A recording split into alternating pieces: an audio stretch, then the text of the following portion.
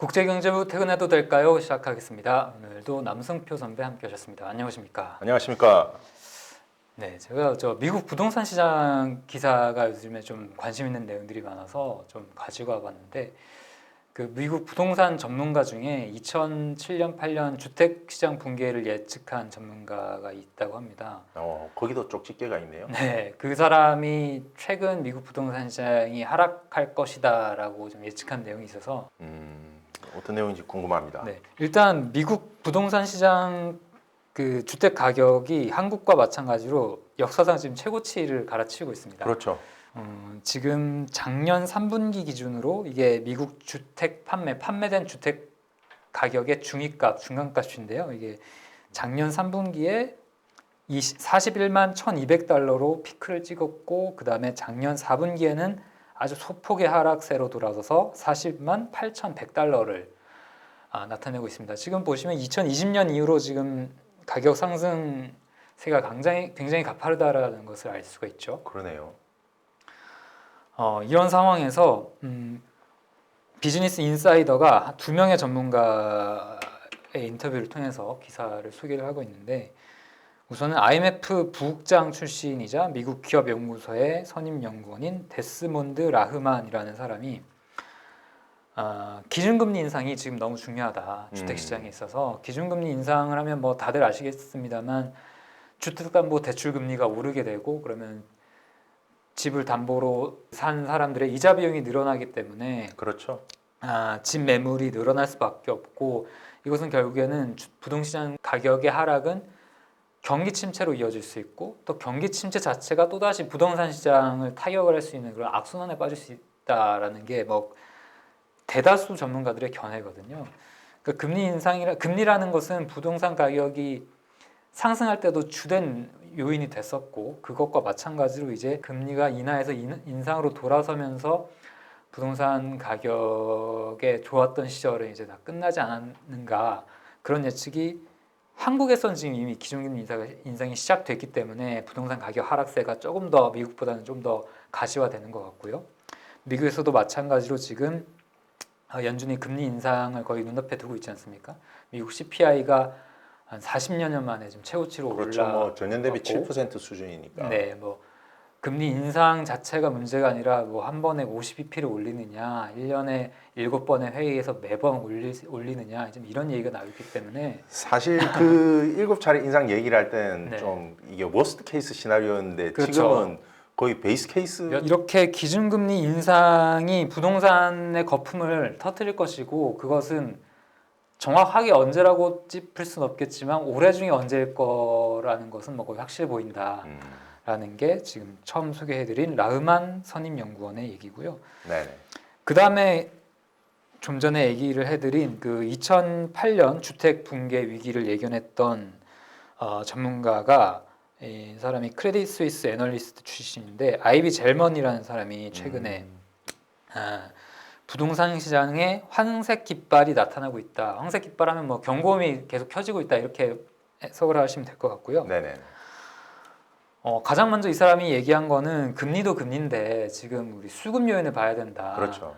팬데믹 기간에 미국 주택 시장에서는 그 두 번째 주택을 구입한 사람들이 많아서 다주택자들이 굉장히 크게 늘어났다고 해요. 근데 이 사람들이 이제 부동산 가격이 거의 꼭지를 찍을 타이밍이 돼서 이제 대거 처분할 수가 있다 이렇게 얘기를 합니다. 네, 차익 실현을 할 때가 됐다 이거죠. 이제 부동산 시장이 끝나기 시작하면 빨리 팔아서 차익을 실현해야 되고 이 사람들은 주거 목적의 그 주택이 아니기 때문에 조금 더 쉽게 매물을 던질 수 있을 것이다. 이런 얘기를 하고 있고요. 그리고 또 한 가지 얘기가 나오는 게 이 부동산 개발 업체들이 집을 지금 너무 과도하게 짓고 있다고 합니다. 과잉 공급 상태라고 하는데 미국에서 지금 현재 건축 중이지만 미완공 상태인 주택의 규모가 1974년 이후 최대치라고 합니다. 그래서 사실 지금 팬데믹 기간에 공급만 문제 때문에 이 공급이 여의치가 않았는데 이런 현상이 사실 이런 과잉 공급을 약간 가려주는 그런 역할을 했다고 해요. 이런 공급 변목 현상이 해결이 되면 이거 언젠가는 해결되는 부분이니까. 그렇죠. 이런 부분이 해결되면 사실 이 사람은 금리가 오르지 않더라도 수요가 꺾이고 주택 가격이 이제 하락하기 시작하는 것은 시간 문제였을 것이다. 이렇게 얘기를 하거든요. 이게 부동산 개발 업체들이 이런 어떤 수급 상황은 고려하지 않고 계속 지금 건축을 하고 있다라고 합니다. 좀 이제 두 가지 얘기를 듣고 제가 든 생각이 뭐냐면 네. 이제 근데 사실 그 부분은 모르겠어요. 이제 미국 내에서 이 다주택자들이 과연 어떤 그 차익 실현을 노리고 한 거냐. 왜냐하면 우리나라에서도 많은 분들이 사용하고 있지만은 미국에서도 사실 에어비앤비가 이 집을 주택을 하나의 어떤 수익원, 네. 캐시플로우가 나오는 자산으로 바꿔준 면이 있거든요. 그렇죠. 네. 그래서 그러면은 어느 정도의 리밸런싱은 있을 수 있다고 봐요. 네. 포트폴리오 재조정은 분명히 있을 수가 있지만 과연 이걸 뭐 그렇다고 해서 다 뭐 팔아치우겠냐, 치우고 과연 장부상의 어떤 자본 차익을 확보하는 수준으로 갈 것인가. 여기에는 또 생각해봐야 되는 게 이제 바이든 행정부의 세법 개정안 같은 경우도 사실 중요하거든요. 왜냐하면 자본 차익에 대한 과세 폭을 확 올려버리기 때문에 그렇다면은 이거를 엑시트하는 것보다 계속 에어비앤비 같은 거를 통해서 이제 수익을 가져오는 형태로 가는 게 낫지 않은가 하는 부분인데 이제 렌트에 대한 전망이 안 좋다면 네.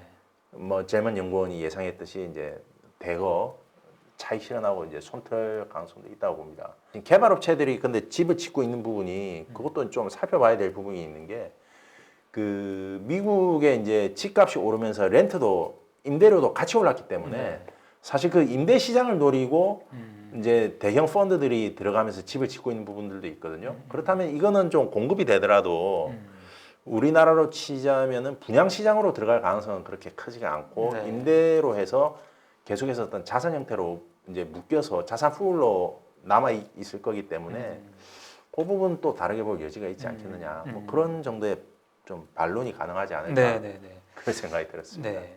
그 젤문이 또 마지막으로 한 얘기는 이 인구 통계 얘기인데요. 네. 근데 우리나라도 사실 그 1인 가구가 급속도로 늘어나면서 부동산 시장에서 어떤 좀 주요 변수가 된 측면이 있는데 미국도 이런 가구 형태의 변화가 주택 수요에 긍정적인 역할을 했다고 해요. 근데 이 사람은 아무리 그렇다고 하더라도 지금 인구가 너무 줄고 있다. 뭐 예를 들어서 2010년부터 2020년까지 미국 인구가 7.8% 증가했는데 이게 1930년대 이후로 가장 느린 속도라고 해요. 그리고 더 최근치인 2020년 7월부터 2021년 21년 7월까지 1년 동안 인구가 0.1% 늘었는데 이것은 역사상 가장 느린 증가세라고 합니다. 이렇게 그리고 팬데믹으로 이민자 숫자도 감소를 하고 있어서 지금 주택은 너무 과잉 공급되는데 여기에 다 들어갈 지금 사람이 절대적으로 부족하다 이렇게 얘기를 하고 있는데요. 그 얘기 남 선배가 주셨다시피 에어비앤비의 역할도 분명히 있을 것이고 이것은 그렇죠. 이제 미국뿐만 아니라 전 세계 주택을 어떤 주거 수단으로서가 아니라 숙박업체죠. 그렇죠. 주택을 사려는 사람들의 기반을 좀 많이 후퇴시키는 역할도 할 수 있을 거거든요. 뭐 그런 부분도 분명히 있습니다. 네, 난 그냥 에어비앤비로 싸게 내가 원하는 곳에 마음껏 이렇게 돌아다니면서 살 거다 이런 인식도 커지는 게 그 분명한 효과니까 그런 측면도 생각해 봐야 될 것 같은데 일단은 젤먼 이 연구원은 가격 하락 쪽으로 지금 보고 있는 것 같습니다. 근데 이제 제가 뭐 약간 부동산 쪽에 발을 걸쳤던 이력으로 이렇게 네네. 해서 얘기를 해보자면 저도 많이 기사를 썼지만 틀렸던 것 중에 하나가 이제 인구 추이와 같은 그 데모그래피라고 하죠. 인구 변동 같은 부분은 그게 하나의 큰 시계열로 놓고 봤을 때는 의미 있는 요소인데 네. 그게 어떤 단기적인 어떤 단면을 잘라서 봤을 때에 그거를 시장 움직이는 팩터로 보기에는 굉장히 좀 무리가 있다. 왜냐하면 우리나라 같은 경우도 사실 2018년부터 생산 가능 인구 줄어들고 있거든요. 네. 근데 우리나라 집값 안 내리지 않습니까? 그래서 당장의 어떤 시장에서는 어떤 단기의 어떤 가격 결정 요소에 있어서는 시장의 수급이 좀 더 중요한 요소인 것 같고 그다음에 이제 가격 부분에 있어서 조정은 좀 불가피할 것 같아요. 왜냐하면은 그 저금리가 분명히 구매자의 어떤 바잉 파워, 구매력을 키워준 측면이 있거든요. 이거는 지금 꺾일 수밖에 없는 상황이기 때문에 거기에서 지금 후퇴를 할 것이다. 그리고 그 시점에서 이제 이른바 멀티에셋 오너들, 이제 다주택자들이 어떤 선택을 할 것이냐, 계속해서 이걸 가져가면서 현금 흐름을 창출하는 방향으로 갈 것이냐, 아니면 이것을 매각하고 이제 차익 실현으로 갈 것이냐. 사실 그 부분은 아마 젊은 연구원도 자신할 수는 없을 거예요. 다만 그럴 가능성이 있다는 정도가 아닐까 싶은데 그런 것들이 좀 키포인트가 되지 않을까 그런 생각이 들었습니다. 네. 그러니까 오늘 미국 이제 주택 부동산 시장에 대해서 얘기를 나눠봤는데 한국 부동산과 굉장히 유사한 점도 많이 있고 맞습니다. 또 조금은 다른 부분도 조금 있고 그렇죠. 이제 수급 요인 같은 경우에는 조금씩 다른 부분도 있는데 그래도 전반적인 그 상황은 지금 전 세계적으로 대동소이한 것 같습니다. 그렇죠. 아까 우리가 저기 뭡니까 그 연은 자료에서 봤듯이 미국도 2020년에서 2021년으로 가면서 주택 가격이 거의 뭐 수직 상승했거든요. 네. 그 부분은 분명히 우리나라나 미국이나 같은 부분이 있는 겁니다. 그럼 그때 글로벌하게 집값이 수직 상승했던 이유가 뭐냐? 그건 누가 뭐라고 하더라도 저금리와 충분한 유동성이거든요. 이게 끝나는 겁니다. 그러면 내려와야죠. 다만 이것이 어떻게 내려올 것이냐 하는 거는 그 사이에서 또 자산 보유자와 또 이 시장 참여자들 사이에서의 치열한 공방이 벌어지면서 좀 결정이 되지 않을까 그런 생각이 듭니다. 알겠습니다. 저희는 그럼 이만 이쯤에서 퇴근하겠습니다. 퇴근하겠습니다.